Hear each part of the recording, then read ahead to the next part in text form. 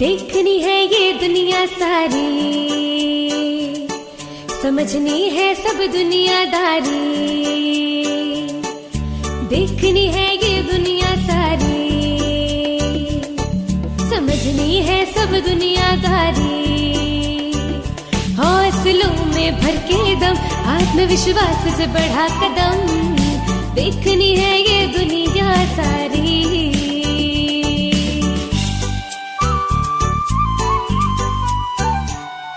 ज़मीन से भी आसमां से भी करने चली हूँ मैं यारी।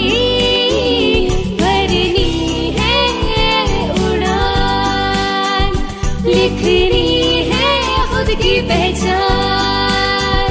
भरनी है उड़ान, लिखनी है खुद की पहचान। हेलो दोस्तों, हाजिर हैं हम चुलबुली बुलबुली के संग जीवन कौशल की नई डगर पर।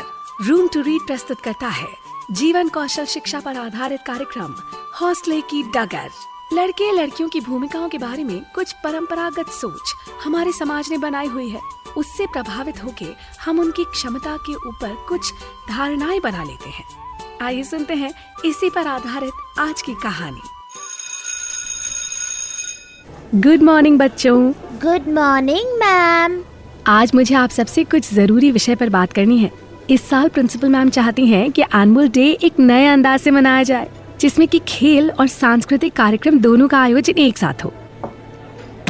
ओहो, अरे मेरा चश्मा कहाँ रह गया? शायद स्टाफ रूम में रह गया। मैम मैं ले आऊं? नहीं, अरे गोपाल जाओ, दौड़ के जाओ, स्टाफ रूम से मेरा चश्मा ले आओ। हाँ मैम मैं ही ले आती। अरे कोई बात नहीं, गोपाल लड़का है ना, तेज दौड़ कर जाएगा। पर मैम मैं भी। माला क्या हुआ? मैंने शीला मैम से कहा कि चश्मा मैं स्टाफ रूम से ले आती हूँ, तो उन्होंने गोपाल को भेज दिया ये कहकर कि वो तेज दौड़ता है। सुना मैंने, तुम बुरा मत मानना। अक्सर शीला मैम जैसे कई लोग इन सीमित विचारों में बंधे होते हैं कि कुछ विशेष तरह के काम लड़के और कुछ काम लड़कियां ही कर सकती हैं, जिससे वो कई लोगों के खास गुण देख नहीं पाते। मैम लीजिए आपका चश्मा। अच्छा, आप सब ध्यान से सुनो। जैसा मैंने कहा, इस साल एनुअल डे अलग तरीके से मनाया जाएगा। प्रिंसिपल मैम के निर्देश के अनुसार हमें कई काम करने होंगे, जैसे कि स्कूल की सफाई, क्लासरूम की सजावट, स्टेज की सजावट और खेल और सांस्कृतिक प्रतियोगिताएं भी होंगी। मैम हमने सुना है इस साल एनुअल डे पर एक परेड का भी आयोजन होगा। हाँ, गोपाल और राजू को मैंने परेड का लीडर बना दिया है। मैं चाहती हूँ कि सारी लड़कियाँ क्लास की सजावट करें और सारे लड़के रूम की दीवारें साफ करें। मैम हम सफाई करवा देते हैं, काम जल्दी हो जाएगा। कोई बात नहीं, तुम लड़कियाँ बैठकर चार्ट्स बनाओ और क्लास की सजावट कर लो। ये शीला मैम ने सिर्फ लड़कों को ही क्यों परेड का लीडर बनाया, और उन्हें क्यों लगता है कि हम कोई मेहनत वाला काम नहीं कर पाएंगे? वो इसलिए क्योंकि शायद शीला मैम लड़कियों को लड़कों से कमजोर मानती है। पर मैं तो परेड में हिस्सा जरूर लूंगी। हाँ बिल्कुल, मैं भी। चलो कल मिलते हैं।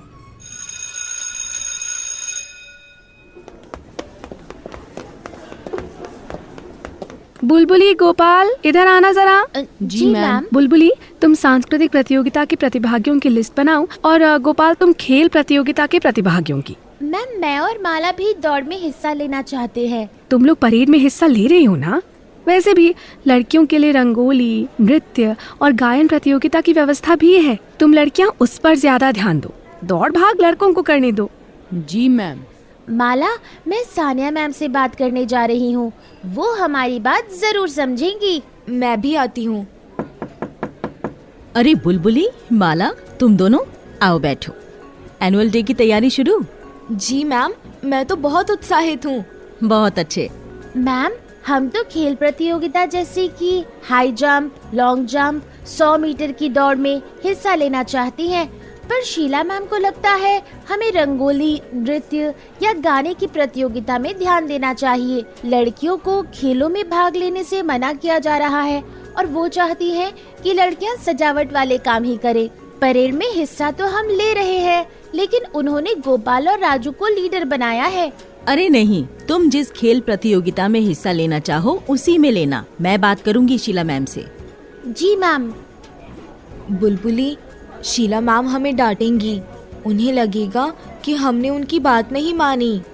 पर मुझे लगता है कि ऐसे लड़के लड़कियों की भूमिकाओं को लेकर जो धारणाएं कुछ लोगों के मन में बनी हुई हैं, उससे उन पर इन परिभाषित भूमिकाओं के अनुरूप होने का दबाव रहता है।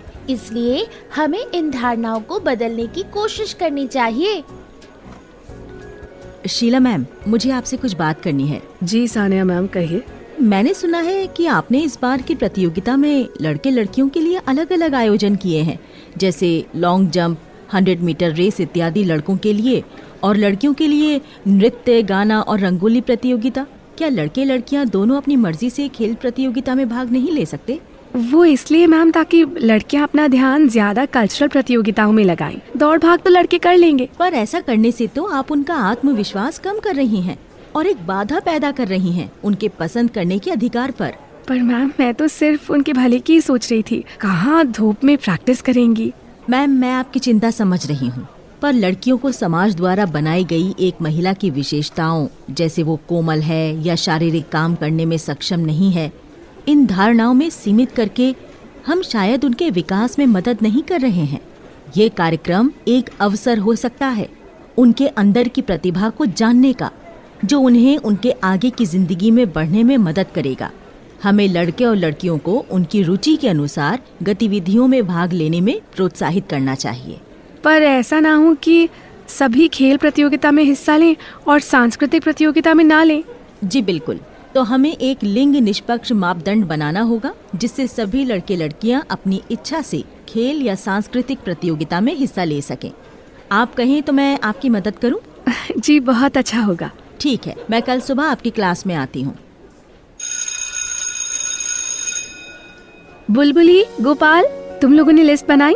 हाँ, तो गोपाल, तुम परेड और खेल प्रतियोगिता में हिस्सा लेने वालों के नाम बताओ। मैम, राजू, आदिल, बंटी, बुलबुली, माला, राजीव, गोविंद। अरे, पूरी क्लास में से सिर्फ 2 लड़कियों ने क्यों खेल में हिस्सा लिया है? मैम, मैंने रोहिणी, सुलेखा, सुनैना और बहुत लड़कियों से बात की। इन सबको यही लगता है कि खेल प्रतियोगिता तो लड़कों के लिए ही बनी है। मैम, सांस्कृतिक प्रतियोगिता के लिए किसी भी लड़के ने नाम नहीं दिया। अच्छा लड़कों, अब आप बताओ कि आपने सांस्कृतिक प्रतियोगिता में नाम क्यों नहीं दिया?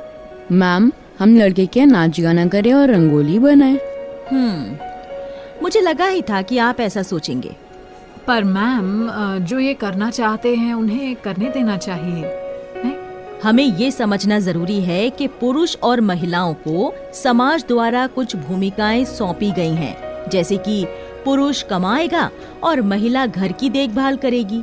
समाज द्वारा निर्धारित लिंग भूमिकाओं के आधार पर हम पुरुष को मर्दाना, यानी कि वो बलवान, आक्रामक या तर्कसंगत रूप में देखते हैं। वहीं महिला को स्त्री, यानी कि कमजोर, दब्बू या भावुक रूप में देखते हैं। हम महिलाओं की निर्णय लेने की क्षमता को भी बहुत कम आंकते हैं। समाज द्वारा सिखाई गई लैंगिक भूमिकाएं हमारे अंदर कुछ रूढ़िवादी सोच पैदा कर देती हैं, जैसे कि लड़कों को रोना नहीं चाहिए या लड़कियां सिर्फ नाच सकती हैं इत्यादि। इन धारणाओं को हमें बदलना होगा ताकि लड़के लड़की दोनों को जीवन के सभी क्षेत्र में समान अवसर मिल सके। मैम, ये कैसे मुमकिन है? अच्छा चलो ये बताओ, ऐसे कौन कौन से गुण हैं जिनकी उम्मीद लड़कियों से की जाती है? मैम, लड़कियों को शांत रहना चाहिए, घर के काम करने चाहिए, सिलाई कढ़ाई आनी चाहिए। बिल्कुल सही। अब एक बात बताओ, आप सब लड़कियों को अगर रेसलिंग यानी कुश्ती करने के लिए कहा जाए तो आप क्या करेंगी? मैं बताती हूँ। हम में कुछ लड़कियाँ जरूर कुश्ती करना चाहेंगी, लेकिन समाज की बनाई धारणाओं के कारण वो बोल नहीं पाएंगी। लेकिन ऐसी कुछ महिलाओं और पुरुषों के उदाहरण मैं आपको दे सकती हूँ, जिन्होंने समाज की धारणाओं से बाहर निकलकर अपना नाम बनाया। कुश्ती जैसे खेल में साक्षी मलिक, गीता और बबीता फोगाट ऐसे ही कुछ उदाहरण हैं जिन्होंने ओलंपिक्स में भी मेडल जीते।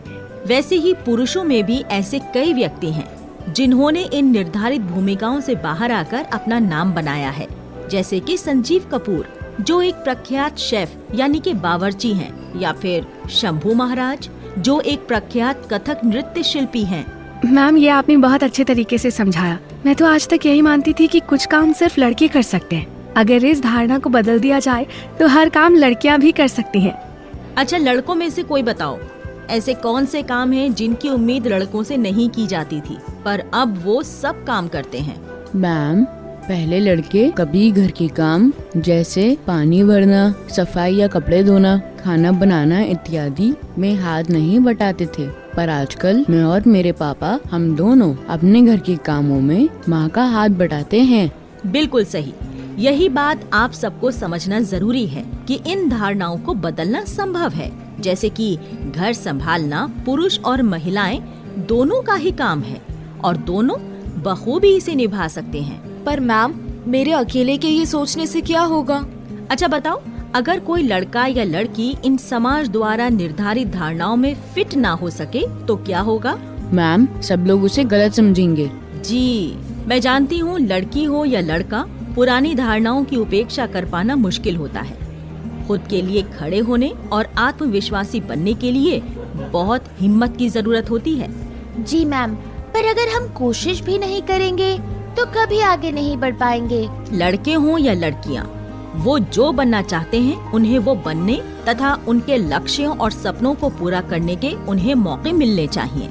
अगर तुम सब में ऐसी खूबियां हैं जो तुम्हें समुदाय के बाकी लड़के लड़कियों से अलग बनाती हैं, तो तुमको उन पर शर्मिंदा नहीं होना चाहिए और न ही उनका मजाक उड़ाना चाहिए, बल्कि उन पर खुशी अनुभव करनी चाहिए।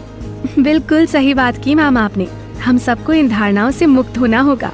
इस नई सोच की शुरुआत आप अपनी क्लास से शुरू कीजिए। मैं चाहती हूँ आप लड़के लड़कियों दोनों को बराबर का मौका दें खेल और सांस्कृतिक प्रतियोगिता में हिस्सा लेने का।